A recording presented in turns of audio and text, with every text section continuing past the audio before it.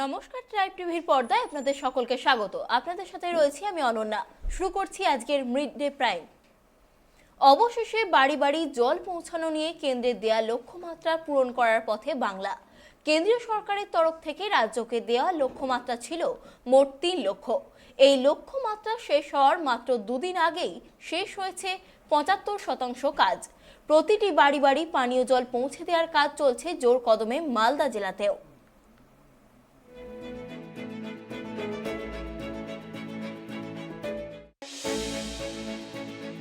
প্রতিটি বাড়ি বাড়ি পানীয় জল পৌঁছে দেওয়ার সুব্যবস্থা করেছে মালদা জেলা প্রশাসন। প্রথম পর্যায়ে ৬৫টি গ্রামে কাজ চলছে। এই গ্রামগুলিকে শীঘ্রই সজল গ্রাম ঘোষণা করা হবে প্রশাসনের তরফে। আগামী ২০২৪ সালের মধ্যে জেলার প্রতিটি ঘরে ঘরে পরিষেবা পৌঁছে দেওয়ার লক্ষ্যমাত্রা নেওয়া হয়েছে। প্রথম পর্যায়ে পাইলট প্রজেক্ট হিসাবে ৬৫টি গ্রামে শুরু হয়েছে কাজ। ইতিমধ্যেই কাজ প্রায় শেষের দিকে। মালদা জেলা প্রশাসন সূত্রে জানা গিয়েছে, আগামী ৩১শে আগস্ট ৬৫টি গ্রামকে সজল গ্রাম ঘোষণা করা হবে। উদ্বোধনের পর থেকেই বাড়ি বাড়ি মিলবে পরিশ্রুত পানীয় জল পরিষেবা। শেষ মুহূর্তের কাজ চলছে জোর কদমে। জেলা প্রশাসনের তরফ থেকে সজল গ্রাম ঘোষণার প্রস্তুতিও শুরু হয়েছে। আপনারা জানেন যে আমাদের পশ্চিমবাংলার মাননীয় মুখ্যমন্ত্রী ওনার যে জলস্বপ্ন প্রকল্প সেটা আমরা এবং উনি টার্গেট নিয়েছেন ২০২৪-এর মধ্যে বাংলার সব গ্রামেই সজল গ্রাম হয়ে যাবে। এবং এটা শুধু একটা ফলস্বরূপ আমরা আপাতত আমাদের মালদা জেলার যে পিএইচই ডিপার্টমেন্ট খুব দ্রুত কাজ চলছে এবং সেই জন্য আমরা ৬৫টি গ্রামকে আইডেন্টিফাই করে ফার্স্ট ওটা আমরা সজল গ্রাম হিসাবে চিহ্নিত করব এবং অলরেডি কাজ প্রায় 95% কমপ্লিট। আমাদের 15ই আগস্ট আমরা ওই ৬৫টি গ্রামকে সজল গ্রাম হিসাবে ঘোষণা করব জেলা প্রশাসনের পক্ষ থেকে এবং জেলা পরিষদের পক্ষ থেকে। আমরা খুব খুশি যে আমাদের জেলার যে পিএইচই ডিপার্টমেন্ট এবং তার আধিকারিকরা খুব সুন্দরভাবে কাজ করছে এবং আমাদের ডিডব্লিউ যে মিটিং হয় 15 দিন অন্তর অন্তর, সেখানে কিন্তু আমরা সেটা ফলো আপ করি এবং আমরা চেষ্টা করব ধীরে ধীরে পুরো জেলাকে আমরা যত শীঘ্র সম্ভব আমরা যেন সজল গ্রাম হিসাবে প্রত্যেকটা গ্রামকে ঘোষণা করতে পারি। মালদা জেলা প্রশাসন সূত্রে জানা গিয়েছে, জল জীবন মিশন প্রকল্পের মাধ্যমে জেলার প্রতিটি বাড়ি বাড়ি পরিশ্রুত পানীয় জল পরিষেবা পৌঁছে দেওয়ার পরিকল্পনা নেওয়া হয়েছে। জনস্বাস্থ্য কারিগরি দপ্তরের তরফ থেকে শুরু হয়েছে প্রকল্পের কাজ। মালদহ জেলার ১৮০০টি গ্রামে বাড়ি বাড়ি পরিষেবা পৌঁছে দেওয়ার লক্ষ্যমাত্রা নেওয়া হয়েছে। প্রথম পর্যায়ে ৬৫টি গ্রাম অর্থাৎ প্রায় ১৩,৪৭৭টি পরিবারের কাছে পানীয় জল পরিষেবা পৌঁছে দেওয়া হচ্ছে। আমাদের প্রথম পর্যায়ে ৬৫টা গ্রাম আমরা ইতিমধ্যেই ডিক্লেয়ার করতে চলেছি, একটা উদ্যোগ নেওয়া হচ্ছে এবং তার সঙ্গে ধাপে ধাপে ২০২৪-এর মধ্যে আমরা যে আমাদের টার্গেট আছে পুরো জেলাকেই আমরা 100% হাউস টু হাউস কানেকশন সেটা টার্গেট নেওয়া হয়েছে। As per the directive of the state government আমরা ২০২৪-এর মধ্যে এই টাস্কটা কমপ্লিট করব। মালদা থেকে মলিন দাসের রিপোর্ট, ট্রাইব টিভি।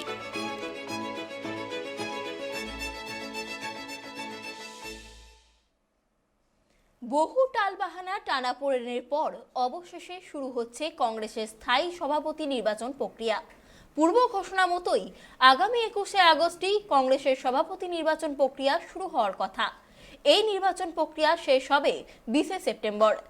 ১ মাস ব্যাপী এই সভাপতি নির্বাচন প্রক্রিয়া শুরু হবে একেবারে নিচুতলা থেকে। সূত্রের খবর, এআইসিসির প্রায় ৯,০০০ প্রতিনিধি সভাপতি নির্বাচনে ভোট দেবেন। সব রকম প্রস্তুতি ইতিমধ্যেই সেরে ফেলা হয়েছে।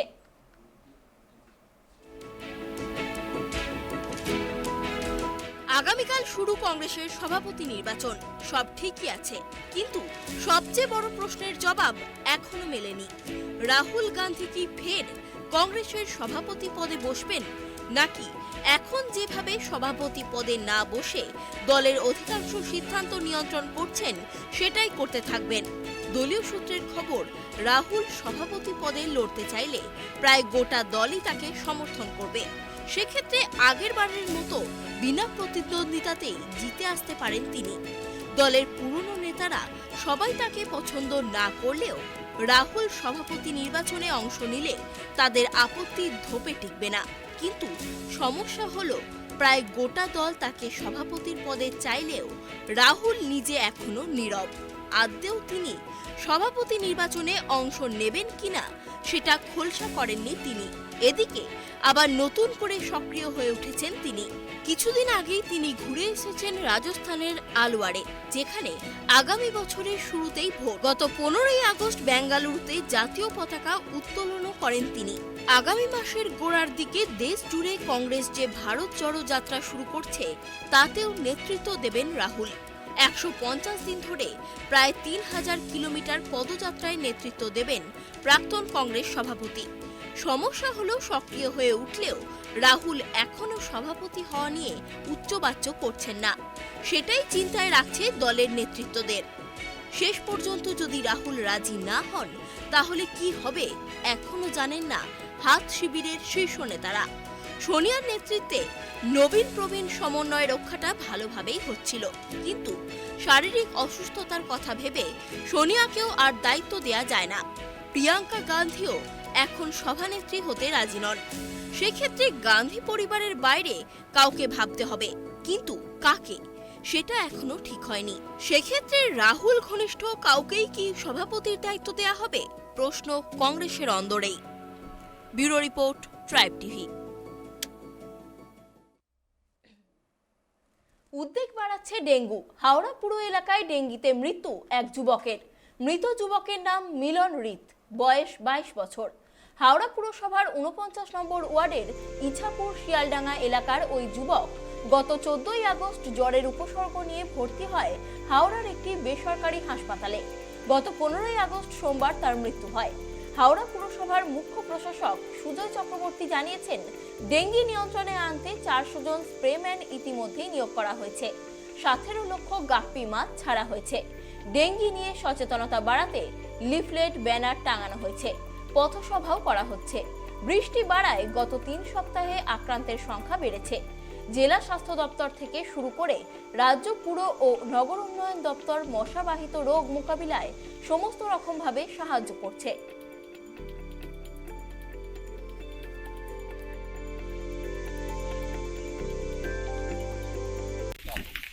আতঙ্কিত তো আমাদের নিজেদের ঘরে না, আমার স্বামী হাজব্যান্ড আছে, এমনিও তো জ্বর হয়েছে।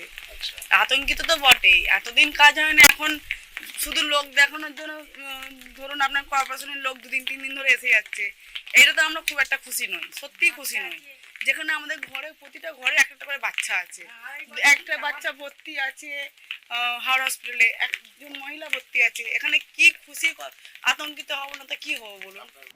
দেখুন, ডেঙ্গুর কেসেস গত লাস্ট 2-3 বছরের তুলনায় এখনো কন্ট্রোলে আছে। ডেঙ্গু কেসেস বেড়েছে স্বাভাবিক, কিন্তু একটা জিনিস ঘটেছে, সেটা হচ্ছে লাস্ট এই 2-3 সপ্তাহের মধ্যে এই বৃষ্টির পরে আমাদের কেসেসের সংখ্যাটা বেড়ে গেছে। যেভাবে বাড়ছিল তার মানে রেট অফ রাইজটা বেড়েছে ইন লাস্ট এই 3 সপ্তাহে। তো কিন্তু একটা ব্যাপার হচ্ছে, এটা মূলত একটা লোকালাইজড এরিয়াতে হয়েছে, কিছু নির্দিষ্ট পকেটে হচ্ছে, মূলত যেটা নর্থ হাওড়াতে কিছু নির্দিষ্ট জায়গায় হয়েছে। এবং সেটার জন্য আমরা ওখানে আমাদের স্প্রেম্যানের সংখ্যা প্রায় 5 গুণ বাড়িয়ে দিয়েছি ওই অঞ্চলে। আমরা এক্সটেন্সিভ ওখানে এলাকা ক্লিনিং, যেটা কনজারভেন্সি ওয়ার্ক, সেটার উপর আমরা জোর দেওয়া হয়েছে। এছাড়া আমি নিজে গিয়ে ওখানে স্ট্রিট কর্নার মিটিং করে এসেছি।